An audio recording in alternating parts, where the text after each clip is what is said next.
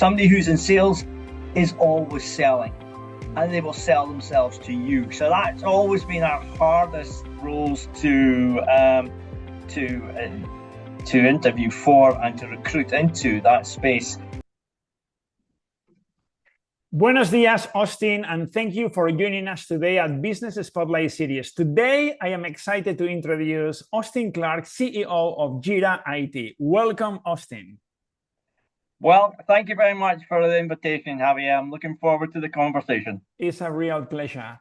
Now, Austen, I can see on your website you put here empowering the team to become the best they can be. Yes. Okay, so I can go for it. That's part of our ethos, is to empower a team to take ownership, lean in being one of our core values, tribe being our second, and continuous learning being our third. So I've always been one who's to see our staff, my colleagues, to enrich and empower them where I can. And seeing people, one of the things in my career has always been to see people growing in the team. And I always consider them more tribe and team rather than family. It's a lesson I learned many years ago, and it served me very well. So yeah, we're always looking to see empowering our people. I remember last time we spoke, you said that at the beginning, in the early days, when you train somebody up and they left the business, you felt a bit, kind of, I don't know, maybe disappointed but now you rejoice. You rejoice when you see them succeed in another company and you've been, a stepping stone in their journey. Yeah. You rejoice from that development, right? Yeah, that was a bit of a journey. So just to give you a little bit of background, I joined the company before it was called Jera IT. It was called Clark Computer Systems. Yes. Which my brother started and then became Clark Computers Limited. Yes. And whilst through that career, through that progression, for the majority of that time, we would always call ourselves a family. Now, I went and had a very dear friend of mine, Ted Garner, from a company called IT.Weapons out in Toronto, from Toronto. And I always remember him saying how that he had to change the mentality around from family to teams, because as he explained, there's only two ways people were leaving family. It was either through death or divorce, and both are very traumatic periods. I felt that, because if somebody was to leave our family, I felt a betrayal, and I found it very difficult for many years. But then he explained to me about team, and I then got my head around that somebody comes into our team, and for a period of time, I get an opportunity to work with them and see them grow and develop as a person. And at some point, sometimes people in a team will move on to a new team. Yes. And then you feel pride, and you feel that you've been part of that individual's journey and that part of that person's growth. Correct. And I often look at people who have been within the company and see their journey and see their progression. And I feel a lot of passion and a lot of I feel as if I've been part of that, and I'm quite proud of it. So that was a mental change which I had to go through. Correct. And now that's what's in the business. Yeah, and I mean, just looking on me, before I set up my own business, I worked for a number of companies, and when I think of my boss, I owe some of my growth to having worked with that person. So it's very much, it resonates a lot what you are saying. Yeah, and I've over the years, it's very funny. Words matter. Words matter. And I've spoken to people throughout their careers. And actually, somebody came up to me a year ago and he said, "You won't remember me, but you really helped me in my career because you gave me some words of wisdom 5 years ago." I honestly, I looked at the person, I couldn't rightly remember where to place him. He'd changed his hairstyle, he'd grown 5 years older. But it had resonated with them. And I think that's an important thing, is that you're part of somebody's journey. Yes. And, I've always been to try and help where I can. It doesn't always work, and I don't get it always right. But if you could be part of that person's ongoing growth, very rewarding, very rewarding. Yes.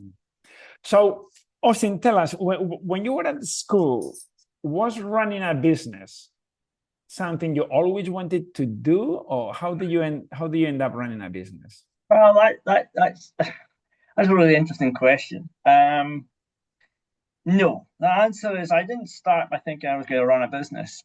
If you consider, I probably, as many of your listeners, I'm probably a few years on them, but 30 plus years ago, probably more than that. People didn't, and certainly in my circles, they didn't actually speak about running a business. So a little bit of background for you, Javi. I come from the farming background, and my career didn't start in running an IT company. I was actually a farmer, and we had a family farm. I went and studied agriculture. I then came back into farm. Now, farming is a very traditional family-based organization. You follow the family footsteps, you follow the family career, and it's generational. So the idea of running a business wasn't something I actually really had ever considered. Now, my brother started in the oil and gas industry, and he came out of that after a number of years of being a very successful engineer and got inside computing. Now, at that point, I then joined him in the earlier years of his business. And it was at that point I started creating a career within the IT industry. And even for the first 10 years, I wasn't running a business. I was working alongside my brother and other people to be an IT engineer. So the idea of becoming a businessman or to running a business, that was not something that I left school with. I grew into that. And Yes. it was a progression which required some purpose about it and some thought to actually create what we have now. So tell us about that transition from being an IT engineer to running a business. How did that Um, happen? so again, I think it doesn't come naturally to run a business. It's a question I often ask of people is being a leader, is it a natural or do you have to learn it? I didn't find it as a natural thing to do. I had to learn it.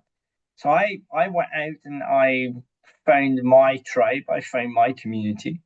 And within that community, I found a group who was a peer group within the IT industry. And from that peer group in the IT industry, I went through a long, long period of time, 10 years of being counseled, being educated, being learning from others, making some terrible mistakes, but also working out what worked and what didn't work. And it took many, many years actually to get to the point. So it's not a natural thing in my book, or for certainly for me, to be a leader or to be running a business. It required a lot of thought, one of the things I would call you need a plan. You Yeah. need a plan before you can. I would argue one of the things you need to have if you're going, you can't just stumble into this. You have to start planning and looking and putting some purpose around running a business. It can happen, but you more often than not, you've got to put some purpose into it. Yeah. No, very, very interesting. Um, so, what have been some of the biggest challenges you had to face in building a business, in running a business? Ooh, good question. Biggest challenges. Some of the natural challenges are some of the natural challenges around people. People are always and always have been a challenge in I think most businesses is finding the right people, finding your people. Yeah. You need to get there has to be you have to work. There has to be a synergy between the team you've got. I often speak about getting the right people on the bus. So it's building up that group of people who are like-minded enough. You can't have everybody thinking exactly the same way. You've got to be able to have some diversity within your team. You've got to have people who think outside the box or think differently to you, and it's Right. being able to recognize that. So over the years, people have been one of the biggest challenges. The second biggest challenge, certainly in our industry, is change. Mm. We have my industry is the IT industry, and we have come through so much change. I mean, I can go back and I can plot it. It's like a graph. I can say, well, we started at Windows 3.11 through all the operating systems. We've gone through transition through the internet of everything. We've gone through the .NET busts. We have gone through the next generation into everything going into the cloud. We've gone enterprise grade solutions. We've gone security. We have gone through to this next era, which we are just about to enter into, the AI age, the agentic AI, as they're dubbing a phase of it. So that continuous change, being able to continuously to evolve his challenges. Now, remember, I said I came from the farming background. And from the farming background, people would have been breeding livestock, and those livestock would have taken generational to grow and create these breed lines. In my industry, that we can all of a sudden we could change within 5 years, completely change our businesses and organizations, and have to reinvent ourselves. Yeah, that's been some of the biggest challenges. Yes. And the existential challenges which we've had. It's one thing to run your business, but then you have to contend with Yes. world effects. So because of the industry we're in, we have to contend with software development, with changes in business models. So all of that, and that's the existential side. And we came through the whole COVID era, and that had a decimating effect on many organizations and businesses, and we had to ride that storm. So, yeah, a lot of challenges. Now, you mentioned, by the way, how many of you in the business at the moment? Currently at just over 21 now. Okay, so you talked about the challenge of getting the right people. Yeah. I know you use EOS. We do. The entrepreneurial operating system. Yeah. Based on the book Traction, great book. So tell us about, and you mentioned the term getting the right people on the bus, which was popularized by Jim Collins in Good to Great, I think. Yes. And I talked to a lot of business people like yourself, and they find a challenge to find talent, number one, and then to keep talent, number two. Yeah. So is there anything you can share? Maybe having used EOS, has it helped you, the tools in EOS, to help find people and put them in the right people in the right seat, the GWC and all that stuff, the values? Absolutely. One of the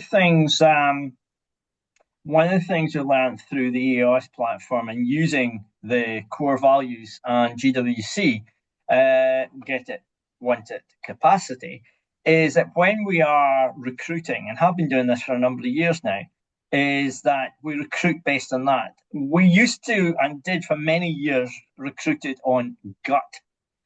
So we had a process where we would have somebody come in, you would have a series of questions, and this is before the whole chat GPT, where you could ask all the questions. You basically were working it out yourself. You were looking around for those interview questions, and you were trying, tell me what animal would you be? Give me a point in time where you've had an awkward conversation and how did you handle it? We did all these things, and yes, I failed miserably many times with employing the wrong person, and only realizing after the first 3 months that you hadn't employed the right person. We've gone through agencies, and the recruitment agency, they've got their place in the marketplace, but you would have somebody hire them in the first 3 months. You had this cooling off period, and it was only to week 12 that you realize that you really hadn't done the best job hiring this person. And you're out of date, yeah. And then you're out of date. So what we've actually come out, what is actually working now, we find, is we look at our core values. We judge is the wrong word. We interview on that. and we're very clear on what our three core values are, and we look for evidence there to take somebody on board. We then take a very good take the job description, what we intend them to do, and we then go and look at the GWC, and we're looking for, do they get it? Do they understand what you're talking about and what the job role is? Do they actually want it? Not just what they're talking to you in front of you and have the and then do they have the capacity to do it? And you have to judge that. Yeah. One thing I've learned over the years is always remember, if you're interviewing for the types of roles, if it's an engineer, they're going to be very technical, and you're looking for that technical interest. But when it's salespeople, always remember somebody who was selling. I've always learned that, remembered this, but somebody who's in sales is always selling, and they will sell themselves to you. So that's always been our hardest roles to interview for and to recruit into that space, because more often than not, they'll sell themselves to you. And I think, go back to that question, you shouldn't always be hiring the nice guy. You should be willing to actually take somebody on who, or to look at the role and see if you're hiring the right person who to fit that role. And that can be challenging. Yeah. Now, you talked about, you said about the right people, right seats. Some people watching this may not be familiar with EOS. So just to clarify, the right people are the people who have your values. Yes. And they fit your culture like a glove. Yes. And putting them in the right seat is that they get what the role is about. They want it. Yes. And they've got the capacity to do it. So the competence, the capacity to do it. Okay. Yes. Now, there is another part to that. You might have the right person in the wrong seat, but they might be the right person. This is always why the analogy with the bus is, you might have the right person on the bus. They just might be sitting in the wrong seat. Correct. So, for example, we had a very good technical engineer, but he was exceptionally good with clients. So we moved him from an engineer to a technical sales engineer, where he was exceptionally good in actually meeting clients, explaining the technology, but also engaging, creating very strong relationships. I'm more of a farmer rather than a hunter. And likewise, we've had people who've come into our organization who are exceptionally good technically, but actually not very good in front of clients. So they're probably somebody who should be working on systems and processes within the business, which doesn't expose them to the clients. Yes. So you could get the right person on the bus, but you may not have them in the right seat. Correct. You have the right seat, you just don't have the right person there. Yes. And you don't have the ability to move them. What you don't want is the wrong person on the bus. And you're going to be even if they are in the right seat. Even if they're in the right seat, you have the wrong person in the right seat, you have a problem. And it's difficult to let go because that person is doing the job very well. So they more than justify their existence in the company. Yes. But the impact in the department is more negative than their contribution. Correct. Yes. Yeah. And you've got to be able to recognize that. It has happened in my career where I've always been hire slow, fire fast. Be cautious about as you take people into your organization. But if it's not working out, there's a phrase we use is release them to the employment pool. Yes. And you also remember, it's probably the right if they're not a good fit in the business, you're actually doing them a disservice as well. Correct. Yeah. So you need to let them go where they can shine somewhere else. Oh, absolutely. So there's nothing worse than holding somebody in your business, but just because, they perform well, but if they're not the right person, not right fit, they're causing cultural issues within your organization. Yes. That's where it comes in leadership and being able to recognize that and be honest and have that conversation. I'm not saying I'm good at that. I'm just saying that's what you should do. Yeah. So it's putting people, when you get people, right person in the right seat, you are elevating them to their unique ability, which is what they love doing and they are great at. So the engineer you told me that was better customer facing, that person will be loving it, right? So they are great at what they do and they love doing it. So when you have everybody in that intersection of loving it and great at Yeah. is you just, And it's fabulous, but I think the thing you probably got to remember in there is that people change. People change as careers move on, as their lifestyles move on, as their aspirations move on. I always remember the story. We had a young chap on our service desk, and he was a first line engineer, superb young guy, and we wanted him to go on to become a second line engineer. But his hidden passion, his real passion, was to fly planes. And every weekend, he would go to the local aerodrome. It's actually he went to Dundee School of Flying School, and he now is a pilot with Loganair. And his real passion was to be a pilot. And when he left and he went to went and did that job, he contacted myself and my brother at the time, and he thanked us profusely because he thoroughly enjoyed his time with us. But his real passion was flying a plane. So I brilliant. always said, how do I compete with somebody to be a second line engineer when their real passion is to fly jet airplanes? And You don't, there's a yeah. challenge there. Yeah. Well, it's great. Well, that's a great story, Austen. Now, when we were talking earlier, we touched upon a topic which I think is of great interest to most people in business, people who own a business. Is their baby, they grow the business, and they find hard to let go. And that happens in the journey of growing a business because you cannot go to the next level if you don't let go. Why? Because we have 24 hours a day. That's our capacity. When we start letting go, then we can move from the 1 million to the 5 million, and then you let go, and then so it's delegating to elevate yourself to your unique ability we talked about before. Yes. Tell us about your journey, because on letting go, how scary it can be, but also exciting. So I'm in an interesting position at the present moment because I have built up with my business partner. We have built up an organization where we are bringing up the next generation, that next tier, that level in the business. So over the past year or more, it goes back a number of years. I've been in this business for a long time. I have come through from a lowly engineer to then getting into my sales and then running the sales, driving the sales. I was in B&I for 10 years, many years, and I learned many, many lessons from that.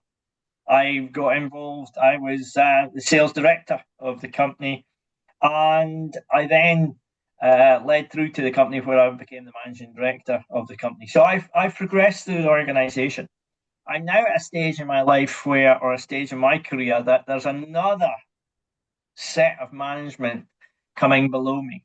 And at that point is recognizing, I call it HABU. I don't know if we've ever had this conversation. It's called the highest and best use of my time. And that actually applies to everyone. There should be HABU throughout the organization. Now, HABU is a tool which I use to identify things which I can do and are best at doing. And that then means I've got to let go of other parts which I'm is good to deal with. And that's delegation. Now, delegation is a very scary thing. Delegation is, especially when it's your baby. It's you grew it. I grew it with my brother. My brother and I were in business for many years. I then took on the reins myself and grew it on for another 8 years, nearly 10. And then I merged the company with another company in 3 years ago. Now, since then, I have moved from where I was. There was two full-time directors, myself and my business partner. And about a year ago, I made a conscious decision that there only should really be defined. There should only really be one point in the business because it just wasn't working as we had planned it out. I recognised that. And at that point, that's when I then went through a whole process of defining the roles and responsibilities, delegating the functions which I shouldn't have charge of. And that letting go of the vine is the right thing to do for the company because it allows the company to grow and it creates more opportunity within the business. So just over this past year, we've now seen we've taken another 4 people into our leadership team. We now have a leadership team of 6, and myself acting in CEO stroke chairman role, as I call it. And that management team, those new people coming in, we're seeing this new blood. These are people who've been in the organization for a number of years, but they're now getting an opportunity to take on more roles and responsibilities. When you get to the point of delegating those roles and responsibilities, the most important part of it is setting people up with the right tools and outlook, clarity as to what it is they have to achieve. What does good look like as we describe it? Mm-hmm. Now, once you have set that up, and you can't just let them go, you have to still give them some form of counsel to explain, keep them on message. But once they've taken hold of that actions, the things which you've delegated to them, it's then my job to mentor and counsel them so they get the best out of them as individuals in those roles. So, not an easy task. I certainly haven't found that the easiest thing to do, especially when I had the responsibility for all of that. Yeah. So that's a journey which I'm still on. But let go of the vine. There's a quite a comical story behind that. I won't share that on here, but it's when you let go of the vine, the person shouts, as he says, he's hanging onto this vine, and as he's hanging on the vine, he shouts up and says, "Somebody please help me." And somebody says, "Let go of the vine." He shouts back up, "Is there anybody else up there?" Yes. Because correct. when you let go of that vine, you have to trust that those around you will step up. And I'm very proud to say that has happened in my organization, and I'm seeing people now being the best of what they can be. Yes. Now, people will say, okay, it's all very easy to say, let go of the vine, but how do you let go with a safety net? And I was thinking about EOS, and the safety net really, in my head, is the accountability chart. Is having the right people in the right seats. You talked about clarity with the 5 roles, the 5 bullet points of each function, crystal clear, and they GWC it. Yes. So when you have the right people in the right seat, then it's when you can delegate. And that comes down to clarity. If you can set people up to fail, you can set people up to say, well, I'll give you this role, but no explanation of what it needs to be, what the clarity of it is. How do they know if they're doing a good job or not? Correct. You want to give them either KPIs or outcomes, or you need to give them a description of what it is they're doing. You can't just say, hey, by the way, you're now operations director or you're running sales without telling them what sales needs to look like or what operations what is the acceptable, what is the expectation. And that comes from clarity. And you've absolutely nailed it. You have to give somebody a measure. And where we do that is around, I like many other organizations, around KPIs. So how can I measure if I'm doing a good job? How do I know if I'm hitting the bar? Yeah. Now, if the person doesn't have anything to measure himself on, there's a phrase which I use, you're setting them up to fail. Yeah. So go be the whatever you are, but I haven't given you a description of what it is. Yeah. No. I haven't told you how you will know if you've succeeded. Correct. No. And I haven't given you a measure which you can benchmark yourself on and say, hey, I'm doing really well. If I don't know what it is, I have to guess. And when you then create that ambiguity, you have no way of actually understanding. You can't say if they are doing good or not. No expectations. Yeah. No expectations. So the thing of KPIs is very interesting and has raised many interesting conversations. And some people, they hate KPIs, even in some companies where we invest in people. We are not numbers, okay? So putting KPIs, blah, blah, blah. Well, the KPI protects the person, because if you give me a KPI and I hit my number, I'm in a good place. So how Yeah, does somebody know? How do I know if I'm doing a good job? correct, correct. It's subjective. One Yes. moment you're coming to you and say, "Well, it's all about feelings. It's all about gut." I think I'm doing a good job. I know I do a good job, but I'm not sure if And it is many a good hours, job. I am many hours at my desk or whatever, or I work long hours. Well, there is a great PDF, 15-minute read. It's called Execute Without Drama. And it talks about the importance of having KPIs, because if I'm having a conversation with you and you are not performing, it's not a confrontational conversation. The KPI is in between you and I, and we are talking about the KPI. I'm not talking about you, or you're not talking about me. We're talking about the KPI and where you stand towards that KPI. So Yeah, it makes the conversation more objective and less emotional, if you like. yeah. Because, yeah, And interesting. one thing, when you take KPIs, just as an example, you set somebody a number.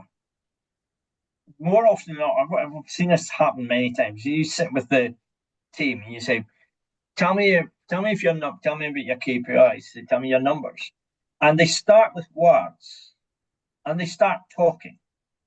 Well, immediately know there's Mm. an issue with the Yeah, numbers yeah, because they're going to talk their way out of it. Well, I had this number, but I couldn't do it because you know what? That actually, when you deal with facts, and you say, "Well, here's your KPI. Did you hit it? Did you not? No. Yes. It's clear. correct. If it's a no, if it's a yes, let's move on. You're And the hitting it. It's conversation is a lot less That's long, you know. it's Yeah, so yeah, yeah, emotions are taken out when yeah. you've got it. And Yes, I found most people, even analytical individuals who are, we call them the turtles. yes. They actually really enjoy being able to say, well, yeah, I hit my number. Mm. I did what I was asked to do, and I smashed it out of the park. Wow, fantastic, Yeah, wonderful. brilliant, brilliant. But if you got to sit, and that's where I think, and it clears it, it's clarity. Most of them, I would say, probably one thing I see from most people is, I want clarity, and clarity is give me something I can measure myself on. There is um, there was a survey many years ago. I think it was by Galp 12. It was 12 questions that they interviewed, I don't know, tens of thousands of employees. And the first question was, do you have clarity of what's expected of you at work? And I think something like 75% of the respondents didn't know. They didn't have the clarity. They started new jobs and it was all, it's amazing, but it Yeah, happens so that is. often. Here's the thing. Here's the thing. Speak about this. If you were to tell somebody something, you want to get someone to understand it. You more quite frequently you're going to tell people 7 times in 7 different ways. Mm, It's one thing to give somebody a job description, mm.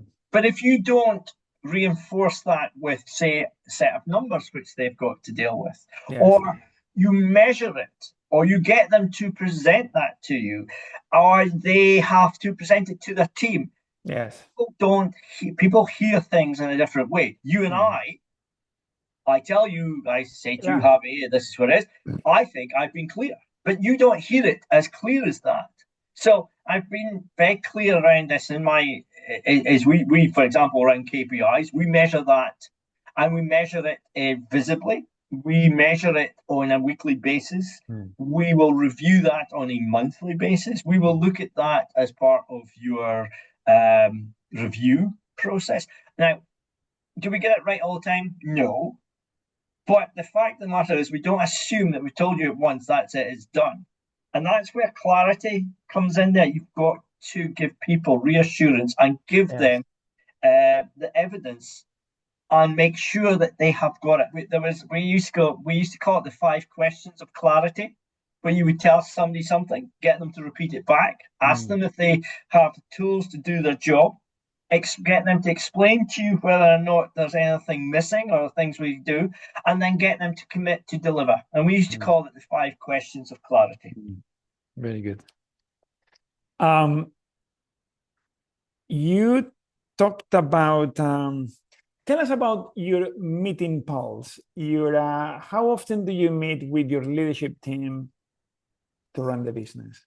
What they call So the level 10 meeting. Do you run level 10 meetings as EOS puts it? yes, we do, and we've got a system in place that's we've got a platform which is runs EOS for us. I won't mention the name per se, but it's a branded name, and I know it very well. so this organization, because this would be product placement here if I was going to do that. Yes. But at the end of the day, what it allows us to do is run the business, each of the meetings. Now, we run multiple meetings throughout our business. We have department-led business meetings. We have through our finance team, our sales team, our professional services, and our operations, our service desk. We have leadership team meetings, which are run weekly based on the L10s. And they report on our KPIs, headlines, to-dos, our reviewing our issues. Your So we do rocks. that, and there is a very clear rhythm to these meetings. And I use the Rockefeller habits rhythming of meetings. So on the same day, at the same time, and last the same amount of time. So if I say it's a 90-minute meeting, it's a 90-minute meeting. We do go over, on occasions we go under, but we will rate the meetings at the end of the meetings, and we rate the meeting, not the content of the meeting. So was it at the same time? And I always go with the basis that on time's late, early is on time. So be prepared, come into the meetings, be prepared. Who is in the meetings? I use this very frequently as asking the question, who needs to be in these meetings? Because meeting bloat is a very common thing in a lot of these things. Everybody wants to be in the meeting, but actually, who's the right person to be in meetings? We have them on a regular day, and they happen no matter if you can or cannot attend. If I can't attend a level 10 meeting, I don't attend. It carries on without me. I can go back and look at the notes. It should be that these meetings are important and people want to attend these meetings. So I have a very strong rhythm on it. We also do 90 days. So we've got this rhythm where it's quarterly goal settings and quarterly meetings. We've got this theory, and EOS backs it up, is that humans, we can't remember things. You set somebody an annual goals. So this is the goals for the year.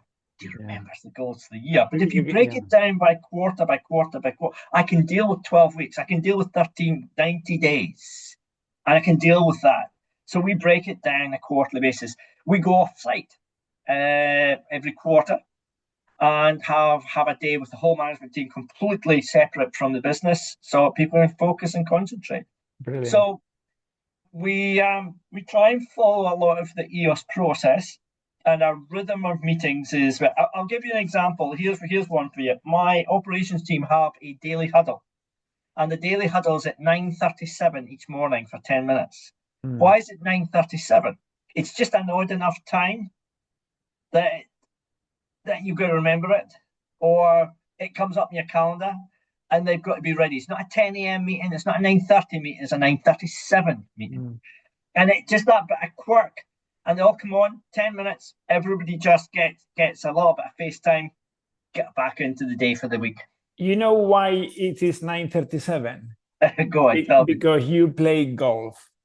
And the tea at 9:37, it's now for those who are not familiar, it's what Austen has been talking about a lot is contained in this book, Traction, which is a great book for small and medium-sized businesses, 10 to 250 employees, give or take, which with very simple tools to grow your business and break through any ceiling, really. So that was wonderful. Now, moving on a little bit, do you go to exhibitions? We were talking before about exhibitions and thought leadership, and there are many companies, and I've been there, where you go to an exhibition, you come out of it having spent 15,000, 20,000 pounds and nothing to show for it, or very little to show for it. So tell us what your experience has been, and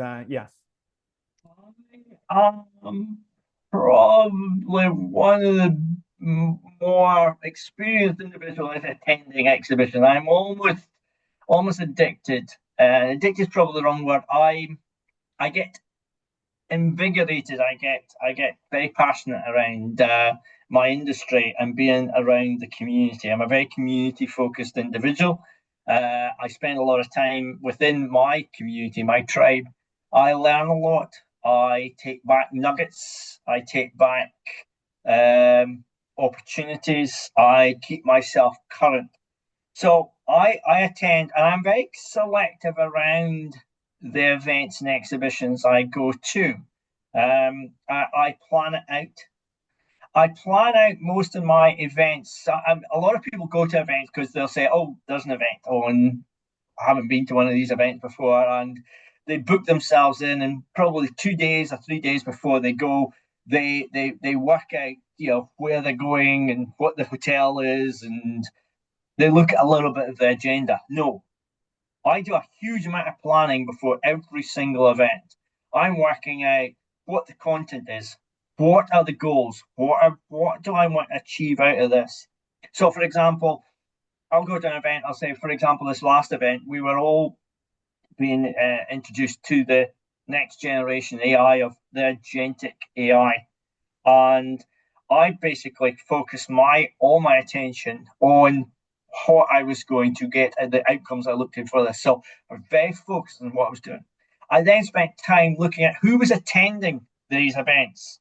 And I spent 3 weeks prior to the event reaching out to my contacts, my people, Yeah. to set up meetings, to set up opportunities, to set up Yeah. those times to have those conversations in the hallways, at the lunch Yeah. times, during events. Yeah. I will also engage in what I call the leadership elements of these. So I'm looking for opportunities to learn to become a better leader. So I'm I think there's a lot to be learned about experience an event. And the second thing, here's another thing, a little people don't just go out for the 2 days or 3 days of the event, especially if it's an overseas event. Take the opportunity to see parts of the world, take an opportunity to engage in the communities you are. And I often set up opportunities to either meet with people before or after the event and create those relationships. You remember, we're very much a human. If when we take AI, for example, one of the big things which we're going to learn through the AI era, which we're entering, which we're in the middle of, is that people still buy from people. Relationships are really, really important, and building up your relationships and building up your networks will never ever be more important as we enter this era. Yes. Yes. And I mean, you said, I mean, the amount of prep that you put into going to an event is quite amazing. That takes time and effort, but then you Yes. see the results. So the preparation before the event, then execution on the event, and most importantly, follow up after the event, because you get leads, you get business cards, and then people phone once, phone twice, they don't pick up the phone, and you stop following up. And a lot of business is lost because people don't follow up, follow through. Absolutely. My because I attend quite a number of events, I build on the relationships. So mine's a compounding relationship builder. I met you at this event, we spoke about this, and we just keep compounding the conversation. I like The that. idea of just Compounding relationship builder. I like that. the idea that you turn up once and you'll get everything out of it you want is a fallacy. It isn't a one hit wonder, and this is why over the years I've built up a very strong community around this, where I can lean into it. If I need support from a vendor, I know the vendor. If I need support from somebody in an area which I'm not accustomed to, I may be able to contact somebody in Australia, in America, in Canada, across Europe. These can only be built up by relationships, by having conversations with people. And that could be breaking bread or standing at the bar having a drink. Yeah, yeah, yeah. You build those communities. Another thing which I often find is following up. And that is where you lean into your relationships. And if somebody has posted something on LinkedIn, on Facebook, or wherever, is give them a follow, give them a thumbs up, give Yes. them a comment. Yeah. And it's amazing how those little touch points Yes. become so important Yeah. through Yeah. these relationships. Also, just remember on events when you're on the stand. I remember once I was in a stand it was one of the exhibitions we talked about in InfoSec in London. Yes. One of the sales guys was at the stand, and a prospect came to the stand and was talking to the salesman, and the salesman was talking. The sales guy was talking for, I don't know, 20, 25 minutes, really excited, doing a demo, showing all this, and then I go to the guy and says, "How did it go?" And he said, "Not good. He was looking for a job."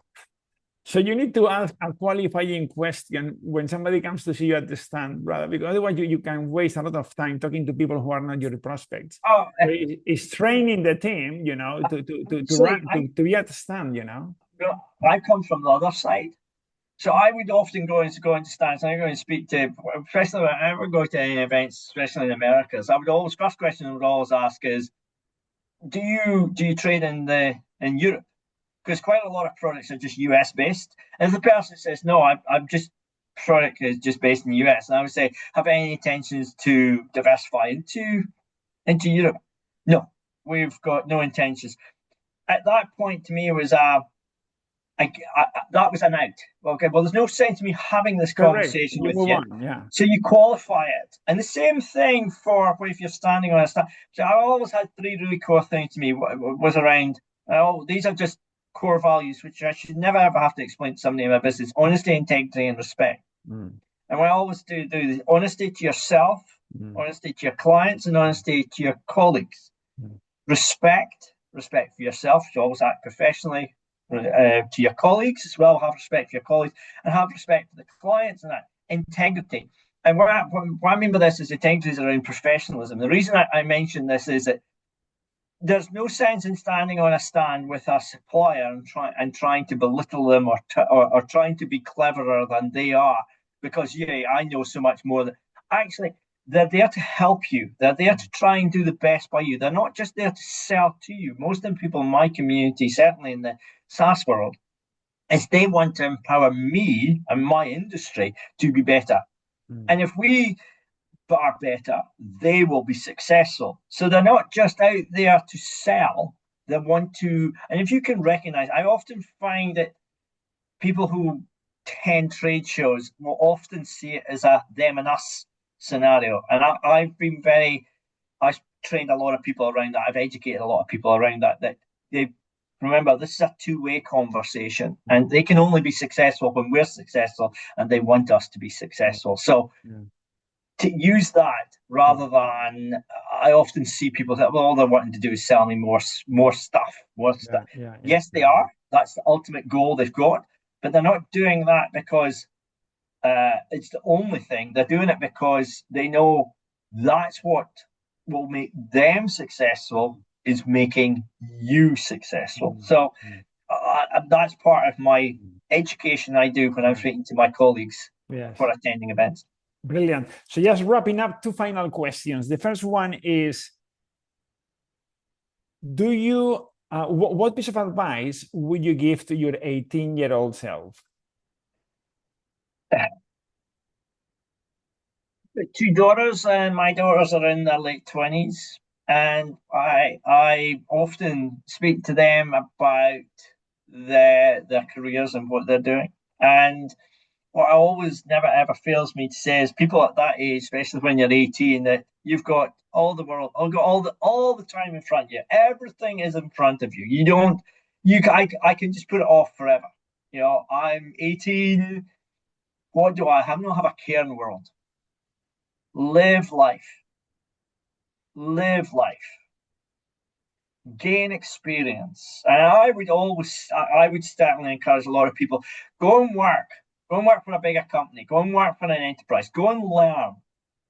Go get a mentor. Go and work with somebody who's going to give you that. It's different. They're not. Look out for them. Keep your ears and your eyes open. Look out for them. That there will be people there who want you to be more than what you are. And and lean in. There's so many. I see it so many times with youngsters who think that I've got all the I've got all the time in the world. Mm. Well, that always to me is often leaning back. So what I would have told my younger self at 18 is engage, live life, take experiences when you can, and engage with life. Engage and be engaged. Exactly, Javier. Br- Engage yeah. and be engaged. I love it. Brilliant. Books. Do you have you read a book you would like to share with the people watching this I recording? do, and I'll just funny you should say that. Give me a second.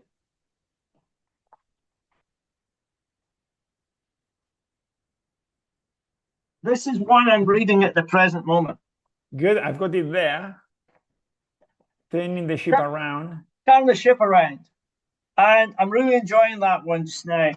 About the leaders rather than leader followers, and it's too easy to dictate. It's too easy to think you know everything. This idea is empowering others and leaders. Yes. Another great book which I have read is, I've mentioned it before, which is The Go Giver. I encourage many people to read The Go Giver. And there are a number of other books that I would suggest. Simon Sinek's Find My Why. I'm a great fan of Simon Sinek. I think he's a very talented and insightful individual. So those would be like three that I would have in my library. Brilliant. I probably have a number of other books which I would suggest. And Daniel Priestley's Yes. Oversubscribed. Yes. Thoroughly enjoy that. And his other book, which is his title's going in my head, is The Influencer. I can't remember. Remind me of them. One is The Key Person of Influence. I believe it is. So I like Daniel's work as well. I enjoy that. Yes. Well, that's brilliant. We had a few golden nuggets there at the last minute. And well, Austen, what can I say? Thank you very much for being part of our show and for Thank you. being so open and honest and for being so candid about your journey. Thank you Thank you so very much, much. Javier. Thank you. All the best. Take care. Bye bye.